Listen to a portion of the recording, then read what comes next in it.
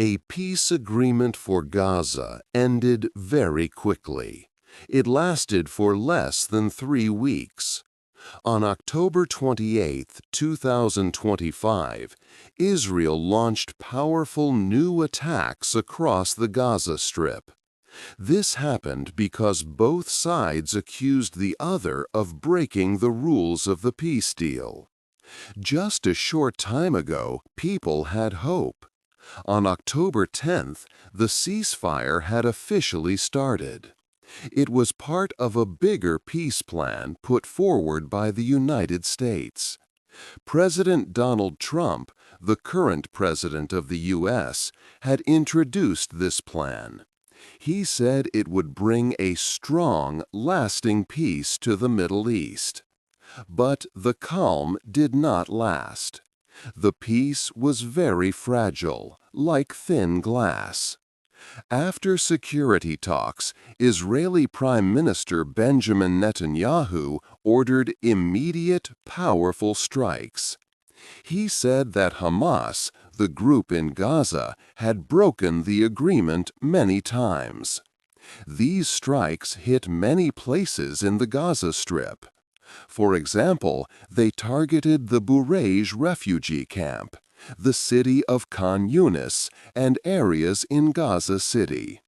The results were terrible for many people. Local health officials in Gaza reported a high number of Palestinian deaths on this single day. Between 26 and 30 Palestinian people were killed. The attacks hit homes and cars. This caused great suffering and loss for families living there. The sudden return to fighting tested President Trump's peace plan in a big way. The plan was very important and had many parts. Now, after such a short time, its future looked very unsure. This sad day, October 28th, marked the beginning of a new story. It is the story of why the new American-led peace plan, meant to bring an end to a long conflict, suddenly failed. 2. The peace plan breaks. Israel declared that Hamas was the first to break the rules of the peace plan. This happened quickly, less than 3 weeks after the agreement began. Israeli leaders stated that Hamas had violated the deal in 2 key ways. One major problem was with the body of a dead hostage. On October 27th, Hamas returned what they said were the remains of a person held captured. But when Israeli experts examined the body, they found it was Ofir Zarfati. This was a serious issue for Israel. Parts of Ofir Zarfati's body had already been found by Israeli forces in November 2023, almost 2 years earlier. Israel's government strongly believed that Hamas knew this. They accused Hamas of trying to trick them and disrupt the peace process. Israeli officials claimed that Hamas had actually buried the remains a day earlier, only to dig them up and give them to the International Committee of the Red Cross, as if they were newly found. This act was called a clear violation of the agreement by Israel's Prime Minister Benjamin Netanyahu's office. The peace plan clearly stated that Hamas needed to return all deceased hostage bodies without delay. The second trigger was an attack on Israeli soldiers. Israel's defense minister, Israel Katz, reported that Hamas attacked Israeli Defense Forces troops. This attack took place near the city of Rafah in southern Gaza. The soldiers were positioned in an area east of the Yellow Line. This line is an important military boundary. It separates Israeli-controlled land from other parts of Gaza where Palestinians have access. Israeli troops came under fire from rocket-propelled grenades and sniper rifles. Defense Minister Katz said that such an attack crossed a bright red line, meaning it was a very serious breach. Following these two incidents, Prime Minister Netanyahu immediately ordered powerful strikes by the Israeli military across the Gaza Strip. Hamas quickly spoke out against Israel's accusations. In a public statement, the group said it had no connection to the shooting incident in Rafah. Hamas also clearly said that it was still keeping its promise to follow the ceasefire agreement. They called on the mediators of the peace deal to take immediate action and pressure Israel to stop its new attacks.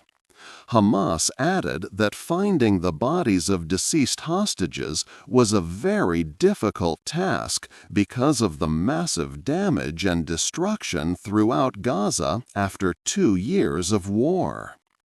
3. The American answer. President Donald Trump spoke about the new attacks on October 29. He was on Air Force One. Trump said that Israel had a right to fight back. He explained that an Israeli soldier was hurt near Rafah. Because of this, Israel responded with force. He stated that when such attacks happen, Israel should respond to protect itself. President Trump strongly believed his peace plan for the Middle East would still work. He said nothing is going to jeopardize the agreement. He saw Hamas as only a small part of the peace process. Trump added that Hamas needed to behave. He thought these attacks were not enough to break the entire peace deal. Other U.S. government leaders also shared this view. Vice President J.D. Vance supported President Trump's words. He called the new violence little skirmishes, not a major break of the agreement. A senior U.S. official, who did not want his name used, said that the ceasefire was still holding. This official said the U.S. was working hard to make President Trump's peace plan happen. However, things were not always easy between the U.S. and Israel. Israeli Prime Minister Benjamin Netanyahu wanted to launch strikes earlier. He asked President Trump for approval first, but Trump did not give it then. Later, after an attack on Israeli soldiers, Israel launched strikes. U.S. officials had told Israeli leaders not to take big steps that could end the peace. They wanted Israel to give a warning to Hamas instead. The U.S. government worked to keep the peace deal from falling apart completely, using a special center for communication. 4. A sad return. The return of dead hostages was a very difficult and painful process. Many families waited for their loved ones. A specific story made the situation worse and caused much anger. This was the case of Ofir Tsarfati. Hamas said they returned Ofir Tsarfati's body, but Israeli experts looked at the body. They found that these were the remains of Ofir Tsarfati, whose body Israel had already found 2 years ago in November 2023. Israel was very angry. They said this was a clear break of the peace agreement. Israeli officials accused Hamas of lying and playing games. They even showed drone videos. These videos seemed to show Hamas fighters burying a bag with remains. Then they showed the International Committee of the Red Cross how to find it. An Israeli spokesperson, Shosh Bedrosian, said Hamas dug a hole in the ground yesterday, placed the partial remains of Ophir inside of it, covered it back up with dirt, and handed it over to the Red Cross. The Tsarfati family felt this deception very deeply. They had hoped another family would find closure, but instead their own pain returned. Some of Ophir's remains had been returned earlier in March 2024. Hamas said finding the bodies was very hard. They explained that there was much destruction across Gaza from the fighting. This made it difficult to find all the remains. Egyptian teams with big machines also went to Gaza to help search for bodies. But the Red Cross spoke out. They said it was unacceptable that a fake recovery was staged. They stressed that the agreement was very important for many families. After new Israeli attacks, Hamas said they would stop. They postponed giving back another hostage's body. This was supposed to happen later that evening. 5. The deadly yellow line. A new and very dangerous line appeared on the map in Gaza. People called it the Yellow Line. This line was part of the new peace plan. It was supposed to separate Israeli soldiers from Palestinian areas. Israel said it was pulling its soldiers back to this line. But Israel still controlled a big part of Gaza, about half of the land. This meant Palestinian people could only live in about 42% of their own territory. The Yellow Line went from the north of Gaza all the way to the south, near Rafah. It cut through many crowded places like Shujaya and Zaytun in Gaza City.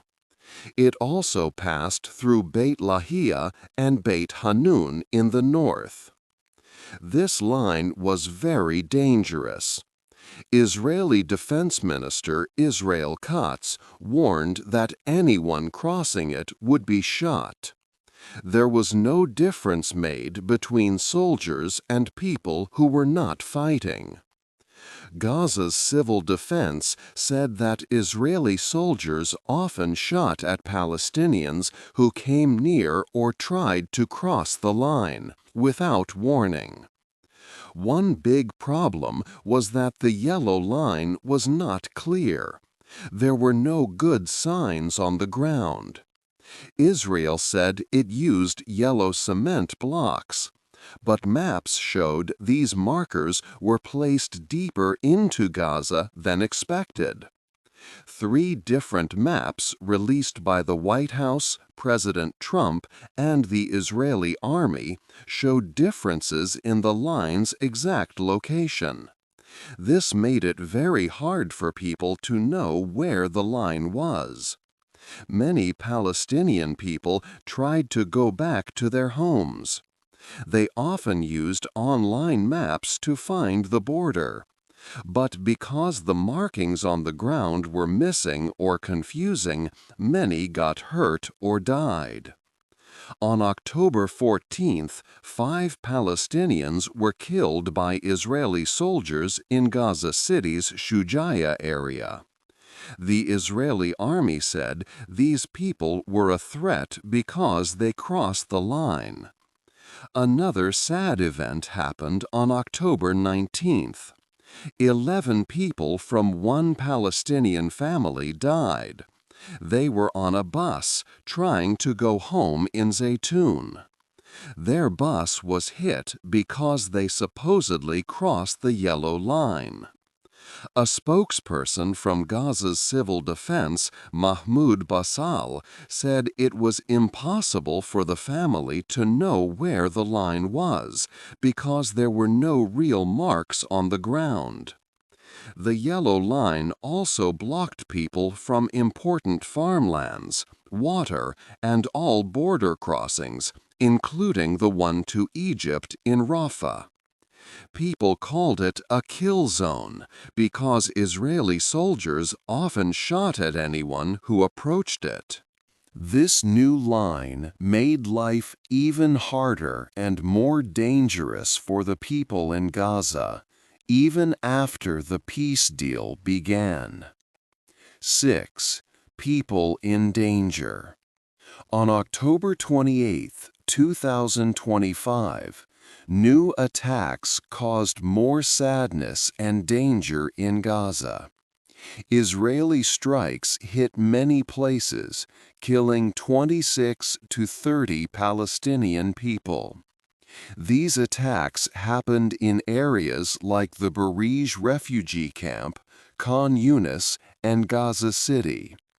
Sadly, many of those killed were civilians, including women and children. In Khan Yunis, a strike on a vehicle killed 5 people, including 2 children and 1 woman. 5 other people died when a house was hit in the Barij refugee camp. Even near Al-Shifa Hospital, drones fired missiles. Since the peace deal started on October 10th, many lives have been lost. Reports from Gaza show that Israel violated the agreement many times. By October 24th, at least 93 Palestinians had died and 324 were hurt. One tragic event on October 19th saw 11 members of a Palestinian family killed while traveling by bus. This happened when their vehicle was hit for allegedly crossing a dangerous area known as the Yellow Line. Part of the peace plan promised a lot of help for Gaza, like 600 aid trucks daily with food, water, and medicine. However, this help did not come. Israel delayed opening the Rafah crossing and cut down the number of aid trucks. Between October 10th and October 21st, the United Nations World Food Program delivered only a small amount of food, much less than what was needed every day. Aid was also blocked in other ways. Israeli authorities turned down 99 requests for help from international aid groups and 6 from UN agencies. These requests were for important things like tents, blankets, food, medicine, and children's clothes. Almost $50 million worth of goods sat in warehouses, unable to reach the people who needed them. Many Palestinians had lost their homes and were living in poor shelters, without warmth, clean water, or toilets. Aid groups warned that time was running out and more people would die if help did not arrive quickly and freely. 7. A long and hard war. The fighting in the region had been going on for 2 long years. This sad period started with a big attack on October 7, 2023. On that day, Hamas and other Palestinian groups surprised southern Israel. They killed about 1,200 people, mostly civilians, and took 251 people as hostages. This was the first time Israeli land had been invaded like this since 1948. It was a very bloody day for Israel. After these attacks, Israel started a strong military response. They bombed areas and sent soldiers into Gaza on October 27, 2023. Israel wanted to destroy Hamas and bring back the hostages. This led to many battles and operations over the next 2 years. During this time, a huge number of people lost their lives. In Gaza, Palestinian health groups reported that over 67,000 people had been killed by October 2025. Almost 1/3 of these were children under 18. About 170,000 Palestinians were also hurt. Most of Gaza's people, around 90%, had to leave their homes. About 1.5 million people needed places to stay. Many homes were destroyed, and whole neighborhoods turned into rubble. There was also a severe lack of food, with hundreds of thousands facing hunger. This was not the first time people tried to stop the fighting. Other peace deals had been made before, but they also failed. One short ceasefire happened in November 2023. Another important deal was made in January 2025, but it ended in March of the same year. These deals usually broke down because both sides did not trust each other. They disagreed on how to read the rules of the peace deals. Each side had strong beliefs about what should happen, which made lasting peace very hard to find. For example, Israel wanted Hamas to give up all its weapons. But Hamas said it would only do this if a Palestinian state was created. These deep problems made it hard for any peace to last. 8. What happens next?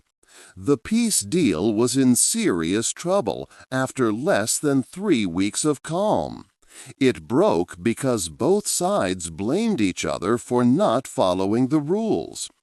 Israel said Hamas broke the agreement first, pointing to problems with returning the bodies of dead hostages. Hamas, however, said it did nothing wrong and was still keeping its promise. An attack on Israeli soldiers near Rafah, close to a dangerous yellow line, also fueled the conflict. These events quickly ended the short period of peace. President Donald Trump created this peace plan. It had 20 main goals and aimed for a strong, lasting peace in the Middle East. The first part of the plan was simple. Stop all fighting, free all hostages, and have Israeli soldiers move back to a specific yellow line inside Gaza. Later, the plan hoped to see Gaza without weapons, a new government for Gaza, and big projects to rebuild the land. It also offered a path for Palestinians to have their own state, but only if they met certain security conditions. President Trump believed this plan would bring true peace. However, deep problems made peace very difficult to achieve. A big issue was that Israel and Hamas did not trust each other. Israel believed Hamas was not honest, especially when a body returned was not a new discovery, but one already found. Israeli officials said Hamas used deceptive practices. On the other hand, Hamas denied attacking soldiers near the yellow line and accused Israel of breaking the ceasefire with its own attacks. This yellow line itself caused many problems. It was meant to separate areas, but it was not clearly marked, making it dangerous for people. Many civilians were hurt or killed when they came too close to it. Also, aid like food and medicine was not getting to people in Gaza as promised, adding to the hardship. The future for the people in Israel and Gaza is very uncertain now. The violence of October 28, 2025 showed how fragile the peace was. There are many ways things could go. Small fights might continue, the peace deal could slowly fall apart, or there might be another big war. It is also possible that the ongoing problems might force both sides and the mediators to change the agreement, finding better ways to make it work. What happens next depends on whether Israel and Hamas can stop their deep mistrust and work towards real compromises for peace. What do you think is the biggest challenge for peace in this region today? Hey there! Just a second before you go. If you learned something new today, please give this video a like, write your thoughts in the comments, and subscribe to the channel. It only takes a second, and it really, really helps to create even better English videos for you. Your support means the world. Thank you.